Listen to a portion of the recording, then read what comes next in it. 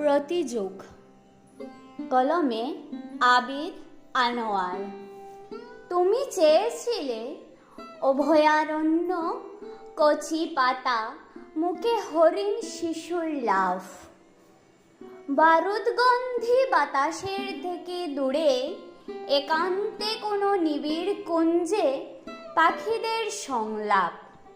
কিন্তু এখন চিতার দখলে শঙ্কিত বনভূমি, দ্রুহলতার ছায়ার শরীরে জোছনাও ডোরা কাটে। শত্রুসেনার ক্রলিংয়ের ঢঙে অচেনা সরীসৃপ অর্ধবিলীন হরিয়াল মুখে দর্পিত বুকে হাঁটে। তুমি চেয়েছিলে নীলিম আকাশ, স্বপ্নাবিষ্ট বালকে